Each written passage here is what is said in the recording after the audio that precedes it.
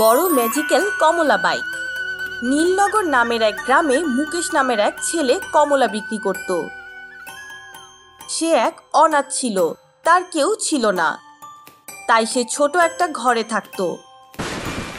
একদিন হঠাৎ গ্রামে ঝড় আসে। ঝড়ে তার ঘর ও কমলা বিক্রি করার গাড়িটি ভেঙে যায়। তখন সে জঙ্গলে গিয়ে থাকার কথা ভাবে। এই ঝড় তো আমার জীবন শেষ করে দিল, এখন তো আমাকে জঙ্গলে থাকতে হবে। এভাবে সে জঙ্গলে এক জায়গায় ছোট্ট একটা ঘর বানিয়ে থাকতে শুরু করে। তার কাছে করার মতো কোনো কাজ ছিল না, জঙ্গলে যা পেত তাই খেয়ে দিন চলত। একদিন সে খাওয়ার জন্য কিছুই পায় না। হে প্রভু, আমাকে কিছু খাবারের ব্যবস্থা করে দিন, আমার অনেক খিদে পেয়েছে। এটা বলতেই সেখানে অনেক বড় এক জাদুর কমলা চলে আসে। মুকেশ সেটা দিয়ে পেট ভরে খেয়ে নেয়। এত বড় কমলা আমার জীবনে আমি কখনোই দেখিনি। আচ্ছা ঠিক আছে, এবার আমার পেট ভরে গেছে, আমি এটার বীজ এখানেই রোপণ করি। মুকেশ সেই কমলার বীজ তার বাড়ির পাশে বুনে দেয় এবং ঘুমিয়ে যায়। সকালে উঠে এসে দেখে সেখানে এক বড় জাদুর কমলা গাছ। সেই গাছে আবার বড় বড় কমলাও ছিল। দেখে সে অবাক হয়ে যায়। সে যখনই কাছে যেতে থাকে তখন গাছ থেকে এক আওয়াজ আসে, আমি এক জাদুর গাছ, তোমার যা প্রয়োজন আমাকে বলতে পারো। মুকেশ অনেক খুশি হয়ে যায়। আচ্ছা, আমার প্রয়োজন হলে তখন বলবো। মুকেশ জঙ্গলে কোথাও যাচ্ছিল। তখন তার বন্ধু কমলেশ এক বিদেশি বাইক নিয়ে সেখানে আসে। মুকেশ তাকে দেখে বলে, প্লিজ বন্ধু, তোমার বাইকটা আমাকে একবার দাও, আমি এই বাইকটা চালাতে চাই। আরে যা যা, তোর কি কোনো যোগ্যতা আছে নাকি এই বাইক ধরার? তোর জন্য তো সাইকেলই যথেষ্ট। এটা শুনে মুকেশ অনেক কষ্ট পায়।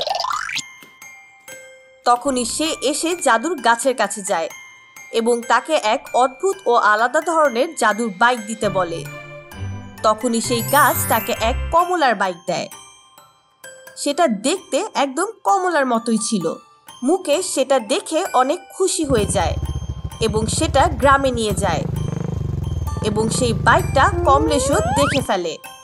এর কাছে এত সুন্দর আর অদ্ভুত বাইক, যেভাবেই হোক আমার এটা চাই। এটা দেখে কমলেশ জঙ্গলে মুকেশের বাড়ির পাশে গিয়ে সেই বাইক চুরি করার জন্য সেটার কাছে যেতে থাকে। তখনই হঠাৎ জাদুর গাছ সেই বাইককে অনেক বড় কমলা বানিয়ে দেয়। এটা দেখে কমলেশ বলে, আরে বাপরে, বাঁচাও বাঁচাও, এই বাইক আমাকে মেরে ফেললো। বাইক কমলেশকে মেরে মেরে সেখান থেকে তাড়িয়ে দেয়। এটা দেখে মুকেশ হাসতে থাকে। তখন থেকে মুকেশ এসে বাড়িতেই সুখে খেয়ে দিন কাটাতে থাকে। জাদুর গরু ও পেট্রোল পাম্প। বিক্রম এক শিক্ষিত লোক ছিল। সে কিছুদিন আগেই বিদেশ থেকে তার পড়াশোনা শেষ করে গ্রামে ফিরে এসেছে। তার বাবা তাকে অনেক ভালোভাবে স্বাগতম জানানোর পরিকল্পনা করে, ধুমধাম করে তাকে বরণ করে। বাবা, আমাদের গ্রাম তো একদমই বদলায়নি। হ্যাঁ বাবা, এই গ্রামে কিছুই হবে না। এভাবে বলো না বাবা, এখন আমি চলে এসেছি তো, আমি কিছু না কিছু করবই। কিরে, এই গ্রামের থেকে মানুষের সেবা করার জন্য তোকে বিদেশে পড়িয়েছি নাকি? চুপচাপ শহরে গিয়ে ভালো কোনো চাকরি খুঁজে নাও। আমাকে একটা সুযোগ দিন বাবা, আর এমনিতেও আমি চাকরি করতে রাজি আছি, কিন্তু তার আগে আমি কোনো ভালো কাজ করতে চাই। এটা বলে বিক্রম গ্রামে হাঁটছিল। তখনই সে কিছু লোকদের একটা ট্রাক্টর ধাক্কাতে দেখতে পায়। ভাই, আপনারা ট্রাক্টর ধাক্কাচ্ছেন কেন? আরে কিছু না বিক্রম ভাই, এটার পেট্রোল শেষ হয়ে গেছে, আমরা এটাকে পেট্রোল পাম্প পর্যন্ত ধাক্কিয়ে নিয়ে যাচ্ছি। আমাদের গ্রামে তো কোনো পেট্রোল পাম্প নেই। কি, আমাদের গ্রামে কোনো পেট্রোল পাম্প নেই? হ্যাঁ ভাই, আমাদের পেট্রোলের জন্য এখান থেকে 10 কিলোমিটার দূরে যেতে হয়, পাশের গ্রামে। এমন কেন? আপনারা তো সরকারকে জানাতে পারেন, তাহলে তারাই তো এখানে একটা পেট্রোল পাম্পের ব্যবস্থা করে দেয়। সেটা তো করেছি আমরা, কিন্তু এই গ্রামের সব জমি মহাজন হীরালালের। সে পেট্রোল পাম্প বসানোর জন্য 1 ইঞ্চিও জায়গা দিতে রাজি না। তাই নাকি? ঠিক আছে, আমি গিয়ে কথা বলছি। বিক্রম মহাজন হীরালালের কাছে যায়। মহাজন মশাই, আপনি যা করছেন তা কিন্তু ঠিক নয়। কি, এই সিগারেট? আরে কি করব বিদেশি বাবু, এটা তো ছোটবেলার অভ্যাস। আমি সিগারেটের কথা বলছি না, পেট্রোল পাম্পের জন্য জায়গার কথা বলছি। আরে ওটা আচ্ছা, আমি রাজি আছি, কিন্তু আমি ওই পেট্রোল পাম্পের 80% লাভ চাই। কি, 80%? হ্যাঁ, 80%। আমার জমি, তাই আমি যত চাইবো দিতেই হবে। এই কথা শুনে বিক্রম সেখান থেকে চলে যায়। সে এক গাছের নিচে বসে ভাবতে থাকে। তখনই সে গরুকে ঘাস খেতে দেখে। ও তখন তার মালিক এসে দুধ নিয়ে বাড়িতে বাড়িতে বিক্রি করা শুরু করে। বিক্রমের মাথায় এক বুদ্ধি আসে, আর পরের দিন এক গরুর মতো দেখতে চলমান পেট্রোল পাম্প বানিয়ে ফেলে সে। বাইরে থেকে দেখতে একদম গরুর মতোই ছিল, যাতে মহাজন বুঝতে না পারে। এসো এসো ভাই, পেট্রোল বা ডিজেল যা চাই বলো, এই গরু আপনাদের পেট্রোল দেবে। এভাবে সে পুরো গ্রামেই যেখানে পেট্রোল বা ডিজেলের প্রয়োজন হতো সেখানে গিয়ে সে দিয়ে আসতো। বিক্রমের এক বুদ্ধিতে পুরো গ্রাম পেট্রোল ও ডিজেল পেতে থাকে, আর মহাজন জানতেও পারে না। ভিখারি হলো কোটিপতি। কিছুদিন আগের কথা, গুলশাননগর এলাকার এক লোক ভাস্কর ভিক্ষা চাইতো। সে বাস স্টপ এবং রেল স্টেশনের আশেপাশে ভিক্ষা চাইতো। মাঝে মাঝে কিছু টাকা পেলেও বেশিরভাগ সময় কেউ তাকে ভিক্ষা দিত না। আল্লাহর নামে কিছু দিয়ে যাও বাবা, একটা টাকা কেউ দিয়ে যাও বাবা, আল্লাহ তোমাকে হেফাজত করবেন, দয়া করে কেউ কিছু দিয়ে যাও বাবা। এভাবে ভিক্ষা করার সময় 2-3 জন লোক কিছু না দিয়ে চলে যায়, কিন্তু এক লোক থেমে তাকে বলে, কি ভাই, হাত পা তো ঠিকই আছে, এভাবে ভিক্ষে চাইতে লজ্জা করে না? কোনো কাজ কাম কেন করো না? কিছুক্ষণ পর এক লোক তার মেয়েকে নিয়ে স্কুলে যাচ্ছিল। তখন হঠাৎ তার একটা বই ব্যাগ থেকে নিচে পড়ে যায়। ভাস্কর তখনই গিয়ে সেই বইটা উঠায় এবং সেই মেয়েকে ফেরত দেয়। এই নাও তোমার বিজ্ঞান বই, তোমার ব্যাগ থেকে পড়ে গিয়েছিল। তখন সেই মেয়ের বাবা বলে, ধন্যবাদ ভাই, আপনি কি পড়াশোনা জানেন? স্যার, আমি একজন গ্রাজুয়েট। আমার ভাগ্য এতই খারাপ যে অভাবের কারণে আমাকে ভিক্ষা করতে হচ্ছে। কয়েক বছর আগে আমার বাবা এক ভয়ঙ্কর রোগে আক্রান্ত হয়, তাই তার অসুস্থতার জন্য আমাদের সকল সম্পত্তি বিক্রি করতে হয়েছে। আমার মাকেই ঘরের সবকিছু সামলাতে হতো, কিন্তু কিছুদিন আগে আমার মাও মারা গেছে। আমি ডিগ্রি করেছি, কিন্তু কোনো চাকরি পাইনি, তাই বাধ্য হয়ে আমি এখন ভিক্ষা করছি। আচ্ছা, তুমি এক কাজ করো, তুমি কি আমার মেয়েকে প্রাইভেট পড়াতে পারবে? অবশ্যই স্যার, আমি তো ক্লাস 10 পর্যন্ত অনেক ভালোভাবেই পড়াতে পারবো। এই নাও কিছু টাকা, তুমি কাল থেকেই প্রাইভেট পড়ানোর জন্য আমার বাড়িতে চলে এসো। এই নাও আমার ঠিকানা। এভাবে দেখতে দেখতেই যেই মেয়েটি লেখাপড়ায় তেমন ভালো ছিল না, সেই ক্লাসে প্রথম হতে শুরু করে। সব বিষয়েই ভালো নাম্বার পেতে থাকে। সব শিক্ষক ছাত্ররা এটা দেখে অবাক হয়ে যায়। তখন সব বাচ্চারাই জানতে পারে তার বাসায় যে কাজ করে তার কাছে সে প্রাইভেট পড়ে, এবং ভাস্করের কাছে প্রাইভেট পড়া ছাত্র সংখ্যা বেড়ে যায়। তখন একদিন ভাস্কর বলে, এখন তো প্রাইভেট পড়িয়ে আমি অনেক ভালোই টাকা পাচ্ছি। এবার আমার অন্য একটা জায়গা নিয়ে একটা কোচিং সেন্টার শুরু করা উচিত, যাতে আমি আরও ছাত্রদের পড়াতে পারি। এভাবে আমার উপার্জনও অনেক বেড়ে যাবে, আর অনেক ছাত্রছাত্রীকেও পড়াতে পারবো। এটা ভাবতেই ভাস্কর শহরে এক বিল্ডিং ভাড়া নেয়। ভাস্কর কোচিং সেন্টার শুরু করে। তার কোচিং সেন্টার পাশের গ্রামে ও শহরে অনেক বিখ্যাত হয়ে যায়। ভাস্কর ভালো শিক্ষকদের চাকরি দেয়। ভাস্কর এভাবে লাখ লাখ টাকা উপার্জন করতে শুরু করে। কিন্তু সে ভুলে না যে এটা কিভাবে শুরু হয়েছিল। সে মাঝে মাঝে গিয়ে মেয়ে ও তার বাবার সাথে দেখা করে আসতো। অন্যদের এবং গরিবদের সাহায্য করা বন্ধ করে না সে। Chocolate train.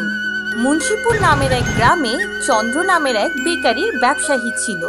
সেই বেকারিতে অনেক ধরনের মিষ্টি, কেক ও পেস্ট্রি ছিল, কিন্তু তেমন কোনো ভালো বিক্রি হতো না। হাতে কোনো টাকাই থাকতো না। তখনই সে এক পরিকল্পনা করে। যেভাবেই হোক আমাকে আমার বেকারির বিক্রি বাড়াতেই হবে। একটা কাজ করলে কেমন হয়, আমি একটা প্রতিযোগিতার আয়োজন করি। আমার স্ত্রী তো চকলেট দিয়ে সুন্দর সুন্দর খেলনার পুতুল বানাতেই পারে, আর এই পৃথিবীতে তো এমন কেউই নেই যে কিনা চকলেট পছন্দ করে না। এটা ভেবে সে পুরো গ্রামে এক ঘোষণা করে। শোনো শোনো গ্রামবাসী, আমি আমার বেকারিতে একটা চকলেট ট্রেন খেলনার প্রতিযোগিতার আয়োজন করছি। এই ট্রেনের বিশেষত্ব হচ্ছে যে এখানে একটা সোনার কয়েন থাকবে। যে সেই ট্রেন পাবে পুরো সোনাই তার হবে। লোকেরা অবাক হয়ে চিন্তা করতে থাকে। যখন চন্দ্র বাড়িতে ফিরে আসে তখন তার স্ত্রী বলে, কি গো, মাথা গিয়েছে নাকি? সোনা কি গাছে ধরে যে চকলেট ট্রেনে সোনার কয়েন রাখবে? জানো নাকি যে সোনার দাম কত বেড়ে গেছে? আরে পাগলি, ওই ট্রেনে সোনাকে রাখবে? এসব তো আমার বিক্রি বাড়ানোর একটা ধান্দা। দেখবে এবার আমাদের চকলেট ট্রেন বিক্রি কতটা বেড়ে যায়। তারপর সেই টাকা দিয়ে তোমার যত ইচ্ছা তুমি সোনা কিনে নিও। আচ্ছা, কিন্তু সাবধানে থেকো। যদি গ্রামবাসী জানতে পারে তাহলে তোমাকে মেরে মেরে শেষ করবে।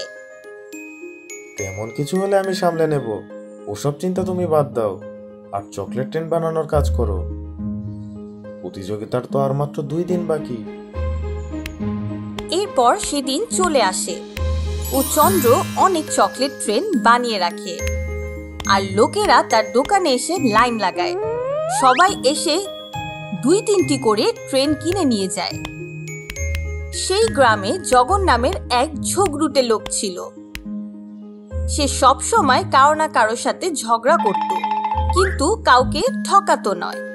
সেও সেই চকলেট ট্রেনের কথা শুনে চন্দুর দোকানে আসে। কি খবর ভাই? ভালোই তো ব্যবসা হচ্ছে। এই চকলেট ট্রেন তো তোমার কপাল খুলে দিল দেখছি, কি বলো? আরে হ্যাঁ হ্যাঁ জগন ভাই, কিন্তু তেমন কিছু না। এমনিতেও তো বেশিরভাগ টাকা এই সোনার কয়েনের পেছনেই চলে যাচ্ছে। আচ্ছা ঠিক আছে, তাহলে আমিও আমার ভাগ্য পরীক্ষা করে দেখি। এখানকার সবগুলো চকলেট ট্রেন আমাকে দিয়ে দাও। এটা বলে জগন সব টাকা দিয়ে ট্রেন কিনে নেয় ও সেখানে সব ট্রেন ভাঙতে থাকে, কিন্তু কোনো ট্রেনেই সোনা পায় না। তখনই জগন সবার সামনে বলে, কি ভাই সব, দেখলে তো চন্দুর চালাকি। কোনো ট্রেনেই তো কোনো সোনা নেই। তোমরা কেউ কি কিছু পেয়েছো? না না জগন ভাই, আমরা কিছুই পাইনি। এসব দেখে সবার অনেক রাগ হয় ও সবাই মিথ্যা বলে ঠকানোর জন্য সবাই মিলে ওকে অনেক মারধর করে। গরিব বেলুনওয়ালা। এটা কিছু বছর আগের কথা। সারাংপুর নামের এক গ্রামে বিমল নামের এক ছেলে থাকতো। সে বেলুন বিক্রি করত। তার রাধা নামের একটি ছোট্ট বোন ছিল। তাদের বাবা কিছু বছর আগেই মারা গিয়েছিলেন ও তার মা রামা 3-4 বাড়িতে কাজ করে সংসার চালাতো। একদিন বিমল বেলুন নিয়ে বাইরে যাচ্ছিল। তখন তার মায়ের ছেঁড়া কাপড় দেখে ও বলে, আমার মায়ের কাছে একটা ভালো শাড়িও নেই পরার মতো। আজ আমি অনেকগুলো বেলুন বিক্রি করে তার জন্য একটা ভালো শাড়ি কিনে আনবো। আচ্ছা মা, আমি যাচ্ছি। এটা ভেবে বিমল বেলুন নিয়ে বাজারে চলে যায়। সকাল থেকে বিকাল পর্যন্ত এখনো সেখানে বেলুন নিয়ে ঘুরে আর কেউ বেলুন কিনে না। বিমল যখন বাড়িতে ফিরে আসে তখন তার ছোট বোন বলে, ভাইয়া, তুমি আজ আমার জন্য কি এনেছো? তুমি বলেছিলে যে ভেলপুরি খাওয়াবে, তুমি ভুলে গেছো? তার কথা শুনে বিমল অনেক কষ্ট পায়। পরের দিন যখন বিমল বেলুন নিয়ে বাইরে যায় তখন এক ছেলে তার বাবাকে বেলুন কিনে দিতে বলে।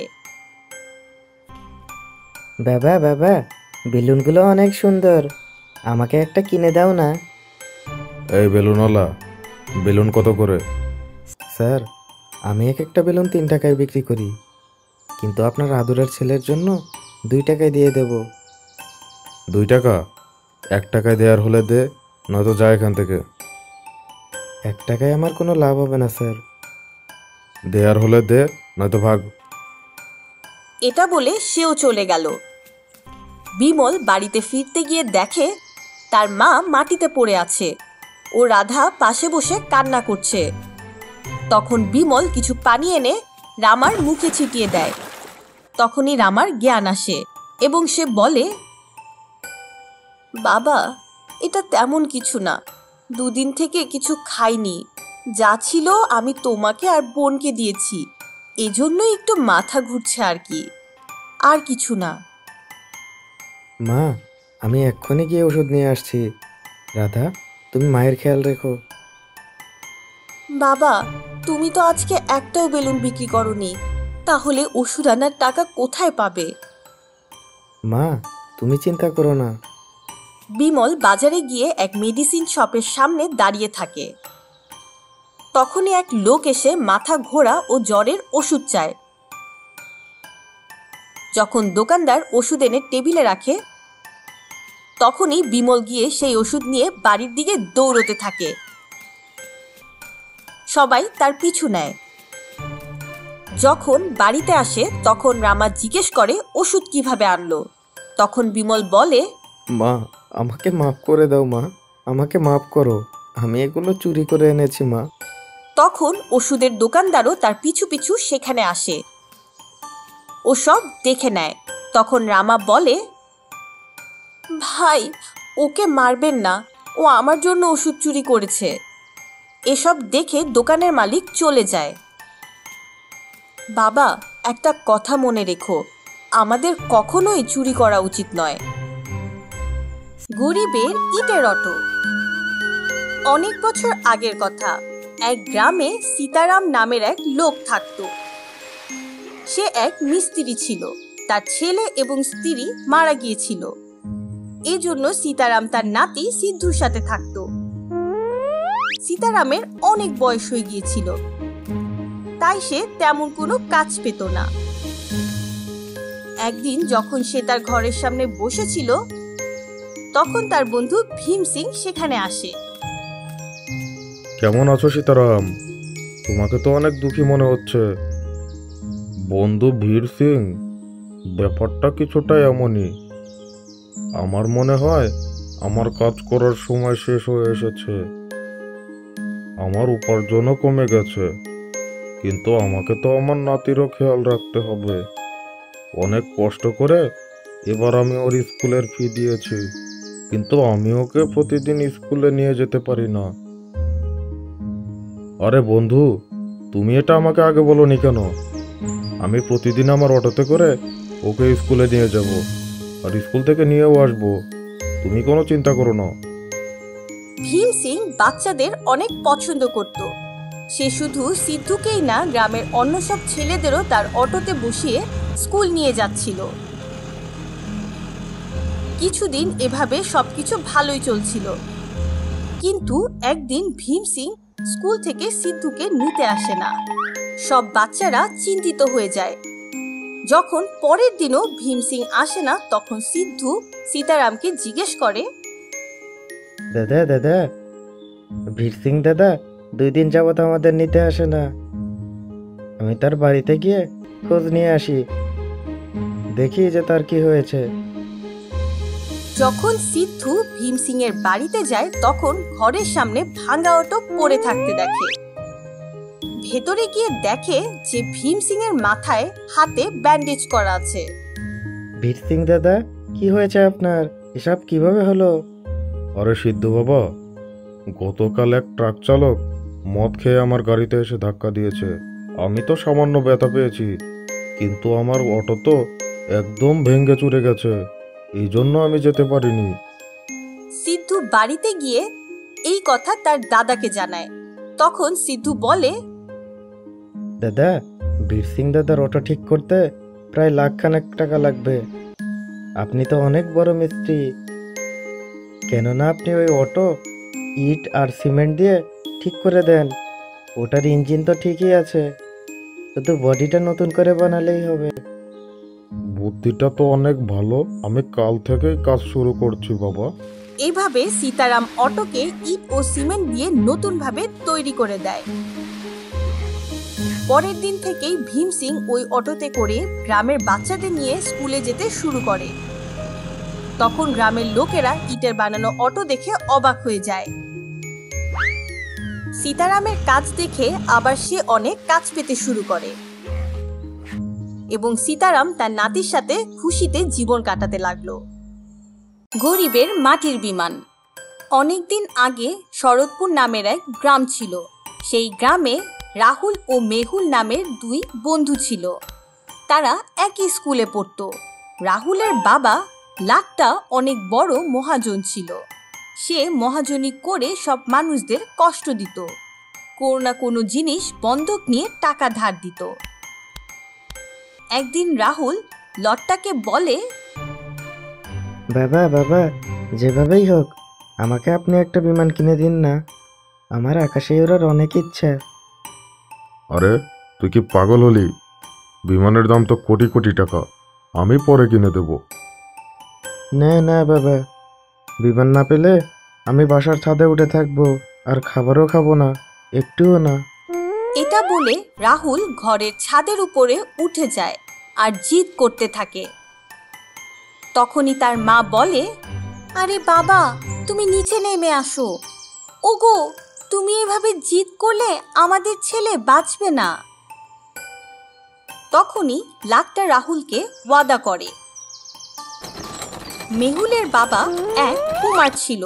সে মাটি দিয়ে বিভিন্ন ধরনের হাঁড়ি পাতিল বানাতো। মেহুলও তার বাবাকে দেখে ভালোভাবে কাজ শিখে ফেলে। এভাবেই মেহুল অনেক ধরনের মাটির খেলনা বানাতে থাকে। সে একদিন মাটির বাইকের ওপর এবং অন্যদিন মাটির গাড়ির উপর করে স্কুলে যেতে থাকে। তাকে দেখে রাহুল বলে, আরে বন্ধু মেহুল, তুই তো অনেক ভালো কাজ করেছিস, মাটির বাইক, গাড়ি আর জিপ বানিয়ে স্কুলে আসছিস। এই তো বন্ধু, আমার বাবার কাছ থেকে বেশ কিছু কাজ শিখেছি। পরের দিন মেহুল এক মাটির বিমান বানিয়ে গ্রামে ঘুরতে লাগলো। সবাই অবাক হয়ে দেখতে লাগলো। রাহুলের বাবাও দেখে নেয় এবং সোজা মেহুলের বাবা রাজুর কাছে চলে যায়। আরে রাজু, কি ব্যাপার? 2 মাস যাবত তো আমার টাকা দিচ্ছ না। আরে কিছু নয় মালিক, আজকাল ব্যবসায় কিছুটা লোকসান যাচ্ছে, আমি একসাথেই সব টাকা ফেরত দিয়ে দেব। এটা কিভাবে হবে? এখন শুধু একটাই উপায় আছে। তোমার ছেলের কাছে যে মাটির বিমানটা আছে সেটা তুমি আমাকে দিয়ে দাও, তারপর আমার টাকা দিয়ে তোমার বিমান তুমি ফেরত নিয়ে যেও। এমনটা করবেন না মালিক, এটা তো আমার ছেলে নিজে বানিয়েছে, এখানে ওকে কেন টানছেন? এসব শুনে সেখান থেকে মেহুল কিছুই বলে না। আর লাট্টা এটা বলে সেই মাটির বিমান নিয়ে সেখান থেকে চলে যায়। তুমি কিছু বললেন না কেন মেহুল? আরে বাবা, দেখতে থাকো, লাটটা একটু পরেই তার কাজের জন্য পস্তাবে। তার বাড়ির সামনে বিমান দেখে রাহুল অনেক খুশি হয়ে যায়। লাট্টা রাহুলকে বিমানে উঠে ঘুরতে নিয়ে যায়, কিন্তু একটু পর যেতেই বিমান নিচে নামতে থাকে। নিচ থেকে সবাই এটা দেখে অবাক হয়ে যায়। এভাবে লাট্টা আর রাহুল গ্রামের পুকুরে পড়ে যায়। আর তার করা কাজের জন্য লাট্টা অনেক লজ্জা পায় এবং রাজুর ধার করা টাকাও মাফ করে দেয়। পানি সোনার টিউবওয়েল। সুন্দর এক পরিশ্রমী কৃষক ছিল। তার কোনো ক্ষেত ছিল না, তাই সে এক মহাজনের জমিতে চাষ করে তার সংসার চালাতো। সেই জমিতে একটা টিউবওয়েল ছিল, যার মাধ্যমে পুরো জমিতে পানি দিত সে বছর রোদ অনেক বেশি উঠতে থাকে। এই কারণে সেই গ্রামের সব পুকুর, নদী ও বিল শুকিয়ে যায়।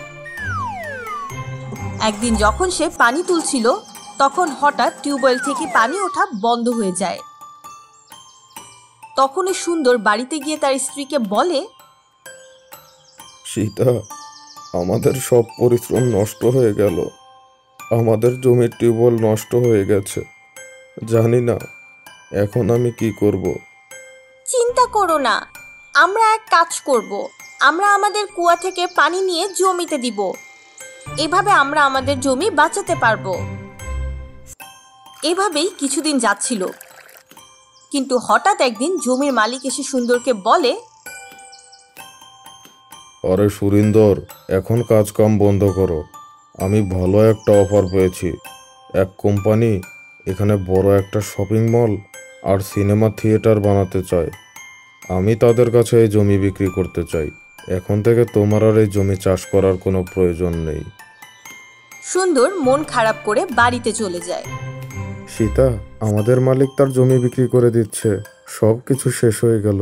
কাল থেকে তো আর কোনো কাজও থাকবে না, আর আমরা কোনো টাকাও পাবো না। এখন আমরা চলবো কিভাবে? আপনি চিন্তা করবেন না, কোনো না কোনো সমাধান চলেই আসবে।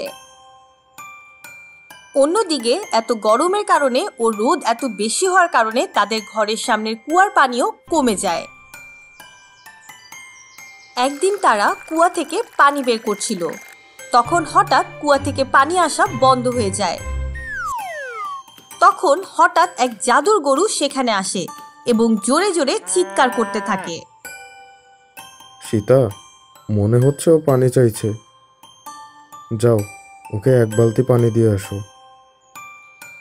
যখন গরুর সামনে পানি দেয়া হয়, তখনই সে সব পানি খেয়ে ফেলে এবং আরো পানির জন্য ডাকতে শুরু করে।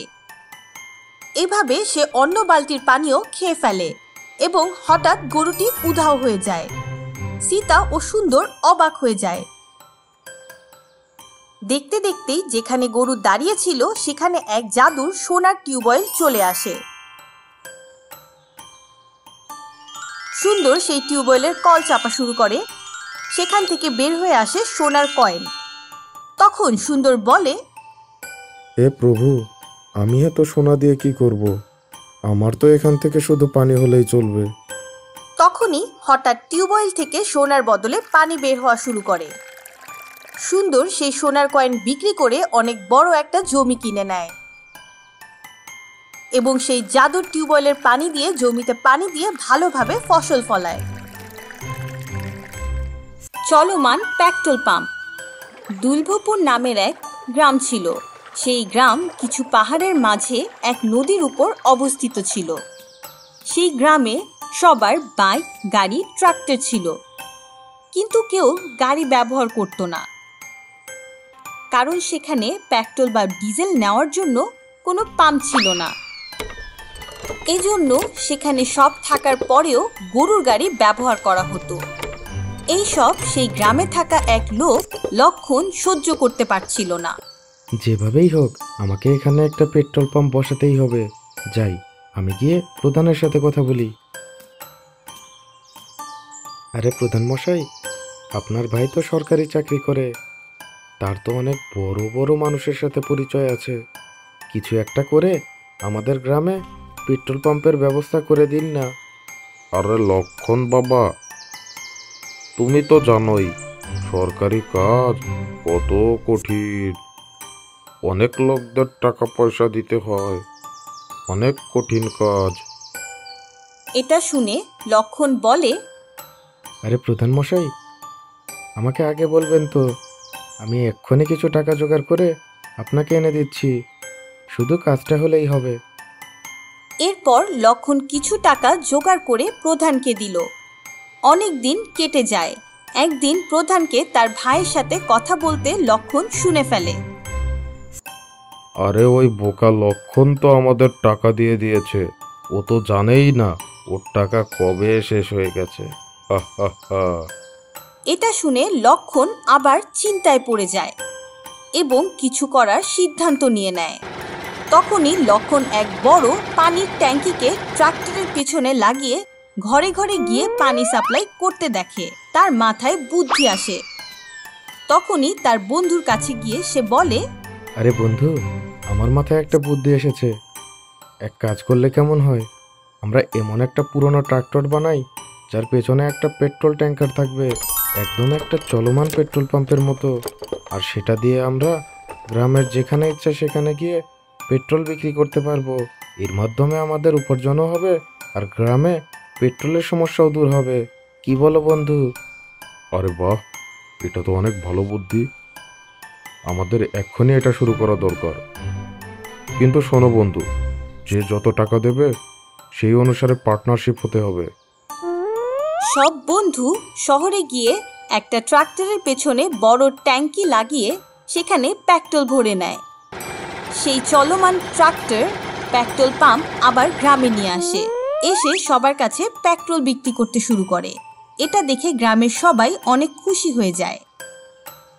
সবাই তাদের গাড়ি বাইক এনে পেট্রোল কিনে নিয়ে যায়। এসব দেখে প্রধান ও তার ভাই হিংসা করছিল, কিন্তু লক্ষণ ও তার চলমান পেট্রোল পাম্প গ্রামে অনেক বিখ্যাত হয়ে যায়। এভাবে লক্ষণ আরো 3টি চলমান পেট্রোল পাম্প বানিয়ে ফেলে।